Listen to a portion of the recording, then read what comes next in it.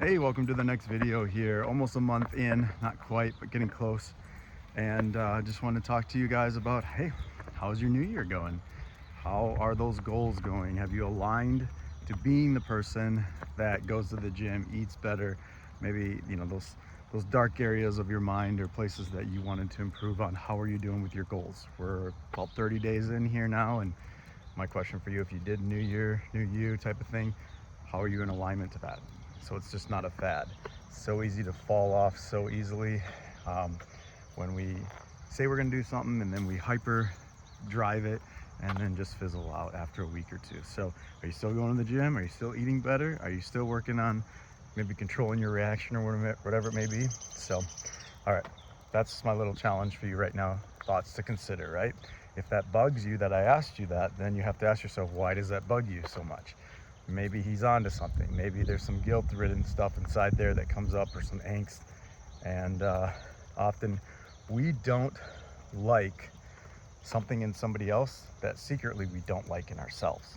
So if that bothers you so bad, ask yourself, is there something about you that you're or in denial about pushing something off as to why that bothers you if somebody asks you a certain question or somebody acts a certain way. So getting into this today, so I'm into this journey here, headed towards, age 44, midlife, and just again documenting kind of those more of a raw approach to where I'm going through right now. I'm here in DeForest, Wisconsin, and yesterday had a situation where somebody kind of had their feelings in a certain way, and when they expressed it later after the fact, totally made sense on like why they felt the way they felt and how it was kind of bubbling up under the surface until there was an eruption and there was a confrontation.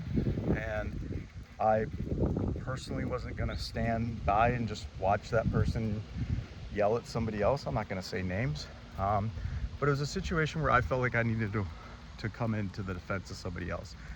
And where I'm at my journey at 43, heading to 44, it's big that I feel like God does not want me to play small. He wants me to be bold as a lion, but also be have the fruits of the spirit, such as gentleness, humbleness. I can't even think of all of them right now. It's early, but there's some humility in it, but also just having gentleness in how I treat people, but also boldness to stand up, like Joshua 1:9. Be strong, be courageous. It's commanded. And so that's something I'm doing in my life. My question for you is, do you play small, or do you feel like you have a place and a voice in your life to where when something is being done or said to somebody else, you're not like jumping in just to have drama, you're jumping in to protect. And I think this world has so many weak men that are not protecting anymore. They'd rather get out their phone and film it than jump in to protect. And so something that just is a little raw. I mean, it got all resolved. Apologies were said, were accepted, understanding where there was a disconnect there, understand their feelings too on why maybe they erupted. I say all that to say I'm in a place right now where I'm really trying to have my own voice. And you may not know it by these videos, but I do not like confrontation. But when I think there's an injustice, I 100% jump into action to try to defend, because I think that's essential. And so say all that to say is, it doesn't matter what age you're at. You could be 50, you could be 60, 70, 80, you could be 12. But it is important to have your own voice, but do it in the right way when you jump into action.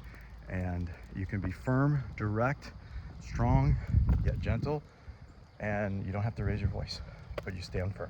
Something that I'm going through right now. A little longer one here today, but hope that makes sense.